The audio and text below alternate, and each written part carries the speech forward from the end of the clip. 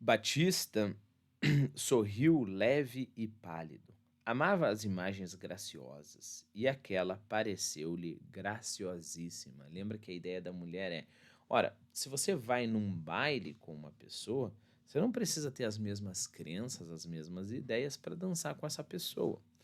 Batista não precisa ter as mesmas ideias conservadoras para defender os mesmos pontos, né? É claro que hoje em dia isso é muito difícil de entender, porque, bom, aparentemente, se uma pessoa não tem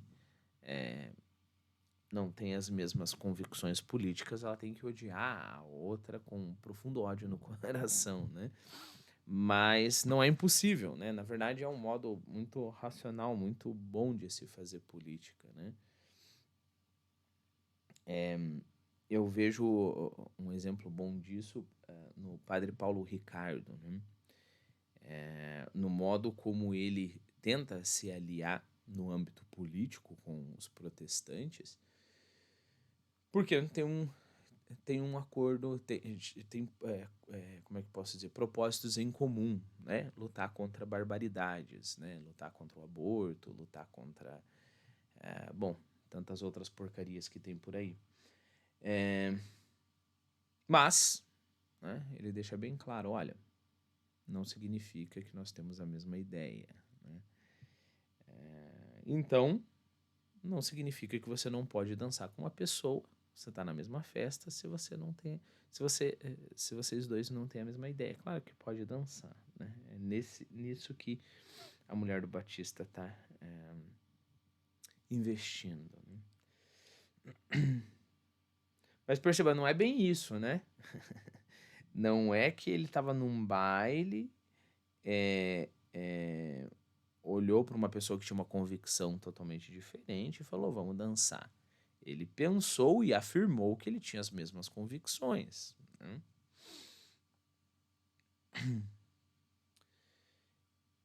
Sim, mas a gente não dança com ideias, dança com pernas. Dance com o que for, a verdade é que todas as suas ideias iam para os liberais. Lembre-se que os dissidentes na província acusavam a você de apoiar os liberais. Era falso?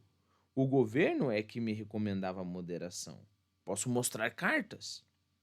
Qual moderação? Você é um liberal? Eu, liberal? Um liberalão. Nunca foi outra coisa. Pense no que diz, Cláudia. Se alguém a ouvir é capaz de crer e daí a espalhar, que tem que espalhe. Espalha a verdade, espalha a justiça, porque os seus verdadeiros amigos não o hão de deixar na rua agora que tudo se organiza. Você tem amigos pessoais no ministério. Por que é que não os procura? Batista recuou com horror. Isso de subir as escadas do poder e dizer-lhe que estava às ordens não era concebível sequer. Dona Cláudia admitiu que não, mas um amigo faria tudo, um amigo íntimo do governo que dissesse ao Ouro Preto. Perceba, Ouro Preto é um novo presidente do Conselho de Ministros, né? De acordo com a minha anotação aqui, ele é o 32º e último, né? Porque é com o Ouro Preto que vai haver o golpe da República. Alguém que dissesse a Ouro Preto: Visconde, você por que é que não convida o Batista? Foi sempre liberal nas ideias. Dê-lhe uma presidência, pequena que seja. Batista fez um gesto de ombros, outro de mão que se calasse.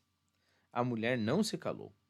Foi dizendo as mesmas coisas, agora mais graves pela insistência e pelo tom.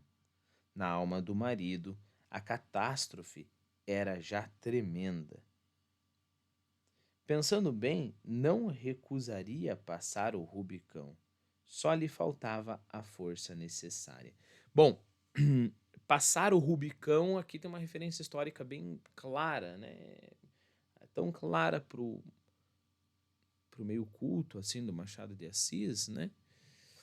meio culto, lembre-se, não eram só os escritores, né? Pessoas que liam jornais, digamos assim, né? É, que é a referência a Júlio César é, dando um golpe, né? Então existia uma lei em Roma que a partir de um determinado limite nenhum general poderia entrar com armas, com exército, né? Na cidade, nos domínios de Roma. E este limite era justamente o Rubicão, né? Quando Júlio César entra em Roma com o seu exército, né? Quando ele passa o Rubicão, bom, está decidido, né? Daqui desse ponto ele não pode voltar mais, porque a partir desse ponto ou ele vai ser um imperador, ele vai ser um criminoso, né? Bem provável as duas coisas ao mesmo tempo. Então, o Batista não recusaria de passar o Rubicão. Então, não é que ele não passaria o Rubicão por respeito à grande cidade de Roma, né? Às leis romanas, fazendo a comparação aqui com Júlio César. Não, ele só não tinha força. Quisera querer, quisera não ver nada, nem passado, nem presente, nem futuro, não saber de homens, nem de coisas, e obedecer aos dados da sorte, mas não podia. E façamos justiça ao homem. Quando ele pensava só na fidelidade aos amigos, sentia-se melhor. A mesma fé existia, o mesmo costume, a mesma esperança. O mal vinha de olhar para o lado de cá, para o lado de lá. E era a Dona Cláudia que lhe mostrava o dedo. Era a Dona Cláudia que mostrava com o dedo a carreira, a alegria, a vida, a marcha certa e longa, a presidência, o ministério. Ele torcia os olhos e ficava. A sós consigo, Batista pensou muita vez na situação pessoal e política. Apalpava-se moralmente, perfeita essa expressão, né? Você se apalpa moralmente, mais ou menos como você sofreu um acidente e você meio que se apalpa assim para ver, peraí, algum osso quebrado. Então ele apalpava-se moralmente. Cláudia podia ter razão. Que é que havia nele propriamente conservador, a não ser este instinto de toda criatura que a ajuda a levar este mundo? Viu-se conservador em política porque o pai o era, o tio, os amigos da casa, o vigário da paróquia, e ele começou na escola a execrar os liberais. E depois não era propriamente conservador, mas sacarema, como os liberais eram luzias. É, tá. Aqui eu coloquei uma notinha. Eram os nomes dados uns aos outros, né? Então, os liberais usavam contra os conservadores e vice-versa. Batista agarrava-se agora a essas designações obsoletas e deprimentes que mudavam o estilo aos partidos. Donde vinha que hoje não havia entre eles o grande abismo de 1842 e 1848, né? Épocas de revoluções, lutas armadas mesmo. Então não é tão diferente assim. E evocava exemplos. Não, peraí. E lembrava-se do Visconde de Albuquerque ou de outro senador que dizia em discurso não haver nada mais parecido com um conservador que um liberal e vice-versa. E evocava exemplos.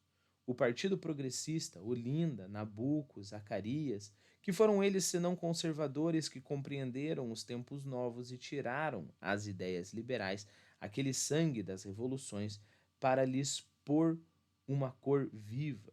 Sim, mas serena. Nem o mundo era dos emperrados. Neste ponto, passou-lhe um frio pela espinha. Justamente nessa ocasião apareceu Flora. O pai abraçou-a com amor e perguntou-lhe se queria ir para alguma província, sendo ele presidente. Mas os conservadores não caíram? Caíram, sim, mas supõe que... Ah, não, papai. Não por quê? Não desejo sair do Rio de Janeiro.